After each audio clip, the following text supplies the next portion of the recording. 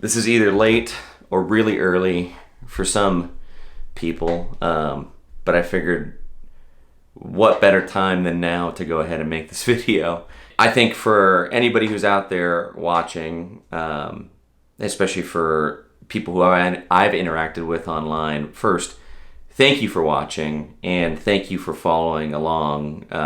YouTube's kind of unique in the sense that there's kind of something out there for everyone, and to think that there are people that are interested in some of the stories that I might tell or some of the experiences that I have, to me is pretty cool, because I don't think that there's anything more special that I do than anybody else who's on YouTube out there fishing and trying to progress the sport or document their travels or document their biggest fish, whatever their objective is on their channel, right?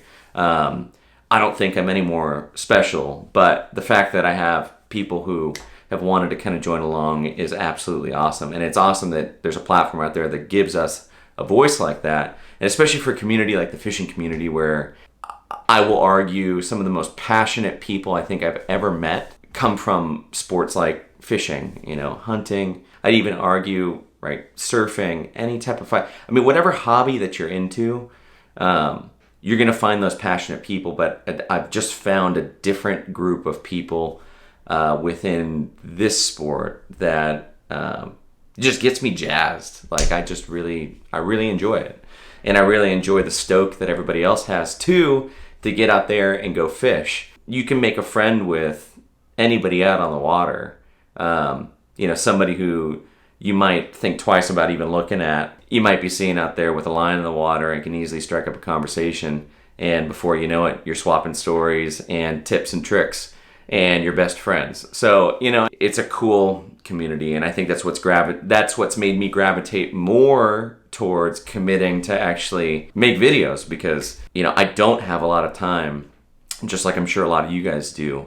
But I figured I'd kind of take this time, instead of trying to sensationalize, I got 1,000 subscribers and we're going to do X, Y, Z, to just kind of be straight with you guys and give you guys a little bit of inside baseball just about who I am, since obviously I already share a lot of my life, at least the fishing side, with you guys. And it's a weird, vulnerable, yet safe space. And, one of the things that I enjoy learning is about you guys. So I figured this might help bridge the gap a little bit. Who is Nick and why does he do this? So we'll start with how long I've been fishing. I've only been fishing for 4 years, but I've sunk my teeth into it so much because I've just fallen in love with it. In those 4 years, I've tried to learn as much as I can. I'm still learning a ton. That's been one of the benefits of having this channel, is the fact that it's actually taught me way more than I probably could have ever hoped for, because I'm just like you guys who might be tuning in right now. I'm also watching your videos, and so I learned from you guys, just like hopefully you guys will learn some stuff from me, and it's pretty cool. So outside of fishing though, I'm actually, surprisingly, I'm an accountant. I'm actually in school right now getting my master's in accounting, which is why uploads and things are pretty spotty, because I also work full time doing the master's in accounting and then trying to maintain, outings on top of all the other stuff that I would need to do to take care of my life. Definitely makes it difficult. So with the free time that I do have, I try to make the best of it, right? And so the goal is just to continue doing this in the same way that I've been able to, and hopefully not get burnt out. And I think that's one of the things I've had to kind of teach myself, is that you can't be chasing algorithm, or you're chasing a subscriber count, or you're chasing views or revenue or whatever you're trying to do with your channel. You're going after one thing, which is giving up another thing, right? And so you don't want to sacrifice the quality, and the cost by putting your eggs into the wrong basket. And so for me, I'm trying to really just be efficient with my time, so that way when I'm going out there, I can still do stuff that's interesting to me first, because if I'm not having fun, it's not worth it. And then also, too, interesting for you guys, because, I enjoy the interaction. I enjoy, people stopping by and being like, oh, that was really cool, or hey, you're a dummy, like, set the hook. That's one of the things that I'm trying to kind of get through right now. I don't even know if you can see, but yeah, notes right here. I just got done with one class. I started another one today, but I should be done in a year. So that's a positive. You know, the genesis of like all my hobbies up to this point have been kind of unique. I've never been into team sports. That wasn't like my thing. I wouldn't turn on like ESPN in the morning or read the sports section when I was growing up. I was a little skater kid, rollerbladed, skateboarded, snowboarded, did all of that stuff. And then eventually once I got to high school, I actually got into water polo and swimming. So that was kind of my first adaptation into water, right? And I've always loved the water. I've always loved being around it. Being around water, for some reason, it's just a part of me. So wherever I've gone, I've always kind of gravitated to doing hobbies that are towards that. So, when I got done with high school, I went to school in the Bay Area, down in Santa Clara. And from there, I'd head to Santa Cruz almost every weekend to go skimboarding. When I graduated from there, I moved up to San Francisco to go work in an investment job. And I surfed all the time when I was up there. Now that I moved back home to Sacramento, which is home, obviously gravitate again towards the water, right? If I'm not out there surfing or skimboarding or swimming or something, I'm in the kayak now, or I'm on the shore, around these ponds that I go to and different lakes and stuff. And so it's interesting to think back about all the different things that have kind of led me here. And it's no surprise why I enjoy doing it, because I love everything that's around the water. So me, when I think about a hobby that people are really passionate about, as I mentioned, right, fishing is one of the biggest ones. When I was part of the surfing community down in the Bay Area, same thing. You meet people there who have so much heart into that sport that it's part of them. And that's how I feel that fishing's kind of become part of me too. It's something I will never give up.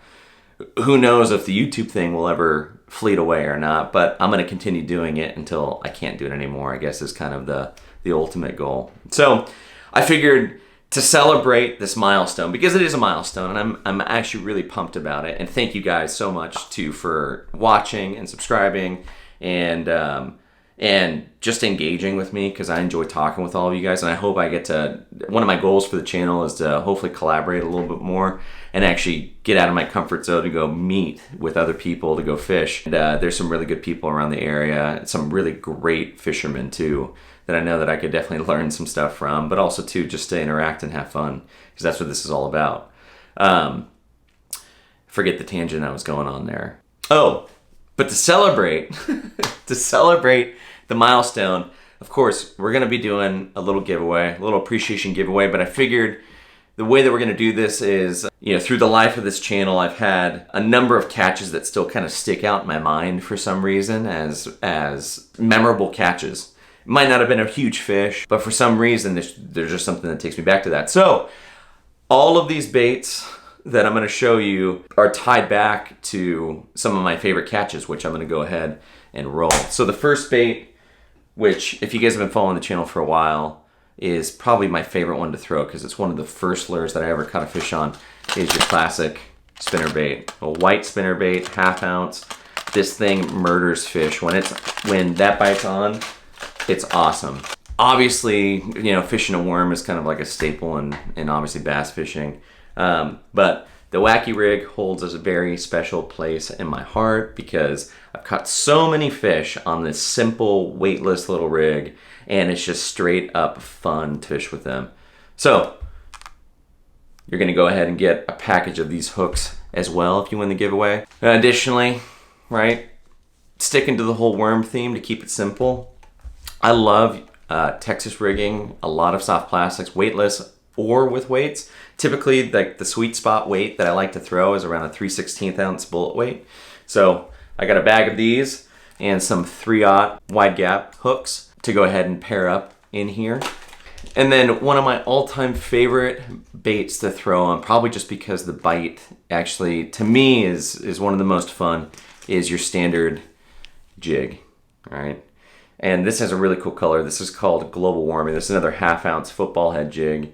But when that hits the water and right around the weeds and the fish come out and they grab it, I mean, that can be some of the most electrifying bites, at least for bass fishing, that you can possibly get, at least that I've had in my own experience. So without a doubt, the jig had to be included in here. So lastly, for the regular lures as well, you know, everyone talks about how much fun frog fishing is, and it just wouldn't be fair if I didn't include a frog. So this is kind of your standard cricket color pattern, but I have the most success actually with this color here, and I caught some really good sized fish earlier this year, and also too in one of those challenge videos that I did. I do these like lunch video challenges on this specific frog. So lastly, it wouldn't be fair to give you all of that stuff without some stuff to pair it up with. So we got a 30 pack of watermelon red flake yum dingers. I have the most success with this color out of any other color that's out there. Watermelon red flake. This is a 30 count bag of yum dingers. Additionally, I've caught more fish on this creature bait than any other creature bait that I've used, and particularly in this color too. I think this is like the big Texan color, but for the price point, you can't beat these Havoc Pit Bosses, so these are gonna get included. And lastly, lots of people's favorite, but I love throwing the Strike King Rage Cross. So again, you know, nothing crazy new and big for the channel. We're just gonna go out there and keep fishing. Really, anybody who's tuned in and anybody who's subscribing or is watching this right now, I appreciate every single person out there who's spent time with me, even though we're communicating across the screens and the lens. With that, thank you guys for tuning in. Oh, I have to remind you guys how you can win all of this stuff. Put the cart before the horse, always. You have to like the video, you have to be subscribed, and then you have to comment what program I'm in right now. We'll keep it a little bit more personal. So with that, thank you guys again for tuning in. I'll see you guys on the next video.